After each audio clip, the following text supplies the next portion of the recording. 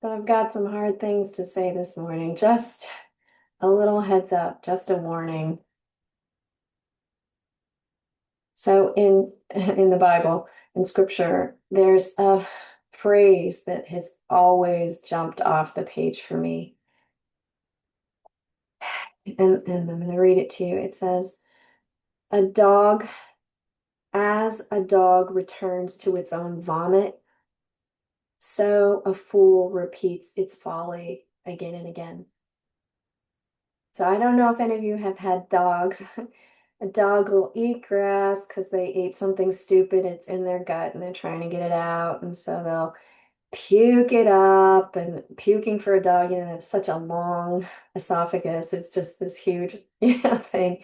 They vomit it up and then they're so foolish they'll just go and eat their own vomit. All right. Good morning, people. I told you this was going to be a rough lesson. But the idea being is that someone who does the same thing, repeats their folly over and over and over again, is just as dumb as the dog that eats their own vomit. So on the subject of vomit, um, there's this woman, I think her name is Catherine of Siena, and there's a quote, I think it comes from some of her writings that says, "Those who love others wrongly live in an abode of sinners." It's an interesting concept that you can actually think you're loving someone and do all the wrong things. And the abode means you're living in a house of sin. You're living in a house of wrong suffering, might be. I mean, this culture, we don't really know what the word sin means anymore. So you're living in a house of suffering of your own creation because you're a bad lover. Just it's the words, it's just word images to try and help us cope and recognize our particular situation. And this same woman says that we have to do something, and it's vomit. We have to confess what we've done. And that, when I read that, I was reading early this morning, it resonated with me because that's what goes on in a 12-step program. We come in and we share the things we've done, what we're thinking, and what's going on in our lives. We vomit. I oftentimes use that phrase when welcoming, if someone shows up and they're crying and whatever's going on. I'm like, hey, this is a safe place to vomit. Cry, yell, scream, whatever, just get it out of you. Get it out of you. What's inside is not good for you. You want to get it on the outside. And we do it publicly in such a way and share that, oh yeah, I, did the same thing. And so that there is grieving, immediate grieving over what we've done, and been engaged in, and then hope that we will have the courage to change. So the next step is in order to stop living the way we've been living, we've got to put one foot in front of the other. She says we must lift our feet.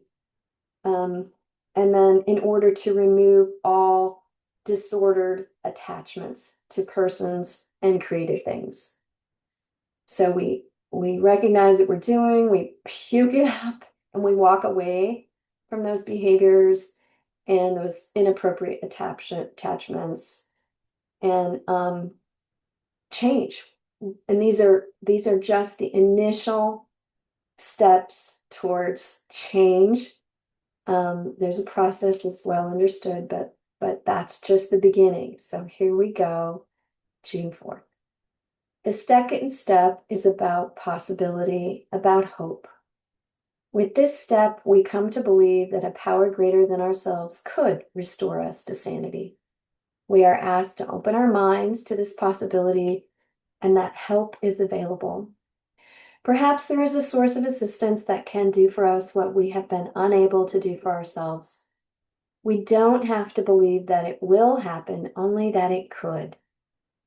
This little bit of hope, this chink in the armor of despair, is enough to show that we are willing to move in the direction of healing. Once we recognize that the possibility of help exists, it seems worthwhile to explore a relationship with a higher power. A little willingness can go a long way toward making hope and faith an ongoing part of our lives.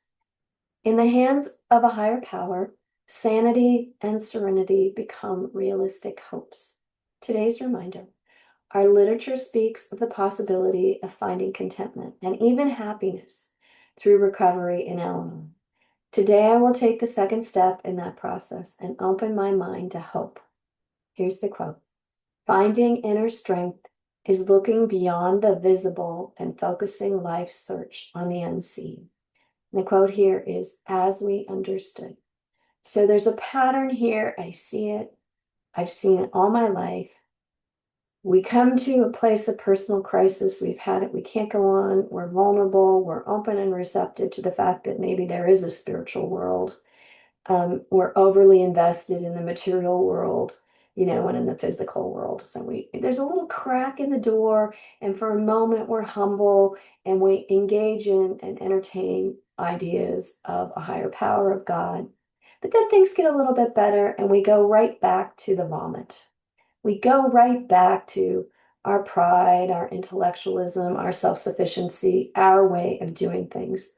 And you know what happens? Things get a little bit worse. Nothing is static. We're either getting better or getting worse. And so we go back to our vomit and we eat it and we carry that poison inside of us again. And that the whole process has to be repeated. Confessing, vomiting, getting it outside of ourselves, some healing taking place, and steps to change our lives. And this is where a sponsor comes in. You got to have someone to hold you accountable. You need someone to kind of hold your hand through this process. People don't do well on their own. Really, we do not grow. We don't manage. We don't live life well when we're doing things our way and in isolation. So unless you want to, keep on that vomit, eating your vomit path, that road, it's a despicable road. You have to humbly ask for help. You've got to find someone you feel safe to work things through with. That's what I've seen that works. We all need to be accountable to someone. We all need someone really invested in us, in our health, and our mental health, our emotional health, our intellectual health, and our spiritual growth. It's not a want, it's a need, it's a necessity. So I pray for some of you that these words, although hard to listen to, will show you the error of your ways and that you'll turn your ship around. Blessings on your day.